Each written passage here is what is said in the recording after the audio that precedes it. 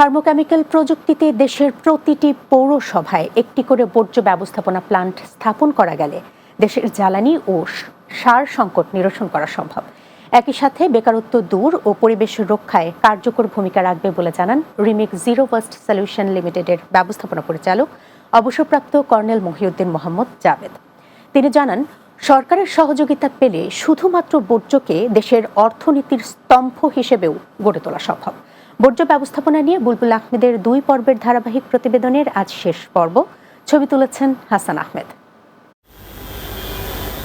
দেশে মোট পৌরসভার সংখ্যা ৩৩০টি আর ১৩টি সিটি কর্পোরেশন। প্রতিদিন যেখানে শুধুমাত্র গৃহস্থালী বর্জ্য পাওয়া যায় প্রায় ৪৭,০০০ মেট্রিক টন। এসব জায়গায় থার্মোকেমিক্যাল প্রযুক্তিতে প্লান্ট করা গেলে এগুলোই হতে পারে আগামীর আশার বাতিঘর, যেখান থেকে দিনে কয়েক কোটি টাকার জ্বালানি, কয়েক হাজার কিলোওয়াট বিদ্যুৎ, কয়েক হাজার মেট্রিক টন জৈব সার ও রান্নার গ্যাস পাওয়া সম্ভব। বিশ্বব্যাপী যখন জ্বালানি তেলের সংকট প্রকট, সেই মুহূর্তে আশার আলো দেখাচ্ছে রিমেক জিরো ওয়েস্ট সলিউশন লিমিটেডের নিয়ে আসা এই থার্মোকেমিক্যাল প্রযুক্তি। প্রতিষ্ঠানটির কর্ণধাররা মনে করেন, সরকারের সহযোগিতা পেলে বিলিয়ন ডলারের অর্থনীতিতে নিয়ে যাওয়া সম্ভব এই প্রযুক্তিটি। এটাতে আমরা 100% ওয়েস্টকে 100% ওয়েলথে আমরা কনভার্ট করছি। বাংলাদেশে যদি আমরা এই প্রজেক্টটা চালু করি, আমাদের ট্রেডিশনাল যে ডাম্পিং সিস্টেম এবং যে ল্যান্ড ফিলিং সিস্টেম, এটা থেকে আমরা সরে যে সায়েন্টিফিক ওয়েতে আমাদের বর্জ্য ব্যবস্থাপনা করে দেশের ইকোনমিতেও অনেক বেশি আমরা কন্ট্রিবিউট করতে পারবো। শুধু পরিবেশের ভারসাম্য রক্ষা করে সম্পূর্ণ জিরো ওয়েস্টের মাধ্যমে এটি অর্থনীতিতে ভূমিকা রাখবে, বিষয়টি তা নয়। প্রতিটি পৌরসভায় এই প্রযুক্তিতে প্লান্ট করা গেলে সৃষ্টি হবে অসংখ্য কর্মসংস্থানের।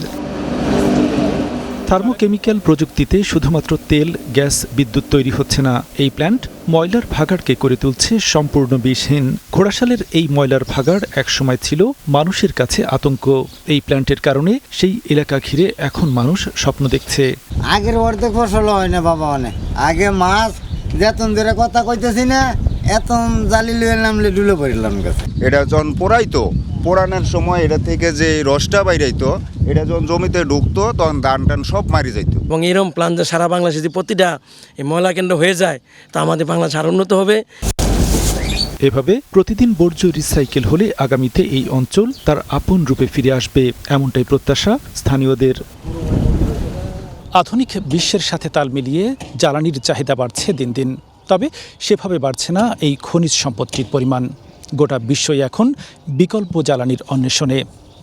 এই বর্জ্য থেকে আরও আধুনিক প্রযুক্তির মাধ্যমে যদি জ্বালানি তেলের উৎপাদন বাড়ানো যায়, তবেই এ থেকে মুক্তি মিলবে, এমনটাই প্রত্যাশা সংশ্লিষ্টদের। নরসিংদীর পলাশ থেকে বুলবুল আহমেদ, বাংলা টিভি।